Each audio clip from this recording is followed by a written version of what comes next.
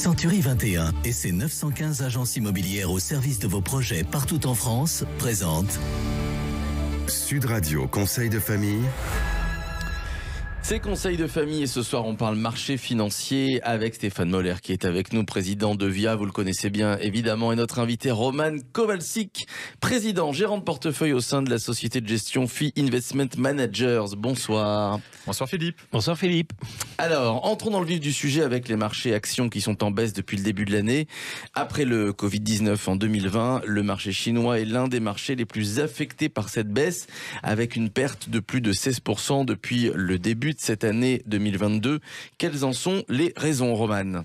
Alors, on assiste à plusieurs facteurs d'incertitude déstabilisant les marchés. En fait, il y en a un premier qui est la baisse qui est liée à une inflation continue qui touche toutes les économies. Ce sont les matières premières d'ailleurs qui sont à l'origine de l'inflation. Deuxième facteur, c'est l'incertitude, c'est-à-dire la guerre ukrainienne qui alimente et maintient les prix de l'énergie, notamment le pétrole et le gaz, à un niveau élevé.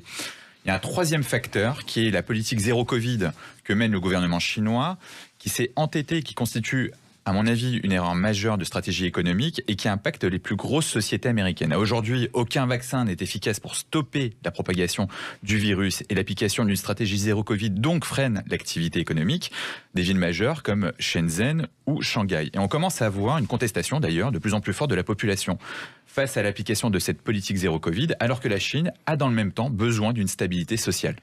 Et c'est quoi l'impact pour les entreprises américaines ?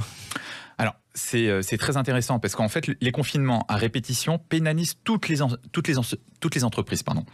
C'est-à-dire les entreprises européennes et notamment américaines. On a notamment Microsoft qui a du mal à produire les Xbox, Apple sur la production des iPhones et Texas Instruments qui intervient sur la production des semi-conducteurs dans l'industrie automobile et des sociétés technologiques. Mais pourtant, la puissance chinoise peut se permettre, Roman, de poursuivre cette stratégie économique. Alors, les Chinois, ils sont globalement pragmatiques. Ils allient le capitalisme et la planification économique. Même si leur politique zéro Covid et l'inflation ébranlent l'économie à court terme, le gouvernement chinois sait s'adapter. C'est pour cette raison d'ailleurs que la Chine s'est rapprochée récemment de la Russie en sécurisant son approvisionnement en énergie, en renforçant le bloc d'échanges commerciaux qui exclut d'ailleurs les États-Unis et l'Europe. Alors c'est quoi la bonne stratégie d'investissement à adopter en ce moment ?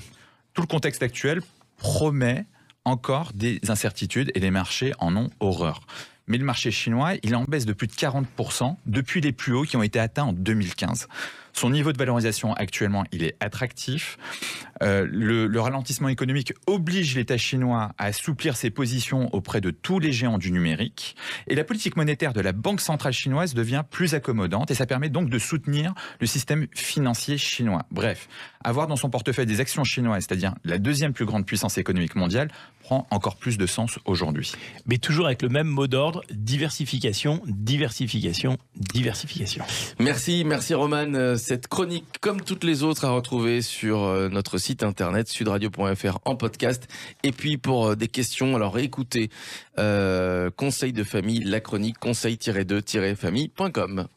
C'était Sud Radio Conseil de famille. avec Century 21 et ses 915 agences immobilières au service de vos projets partout en France.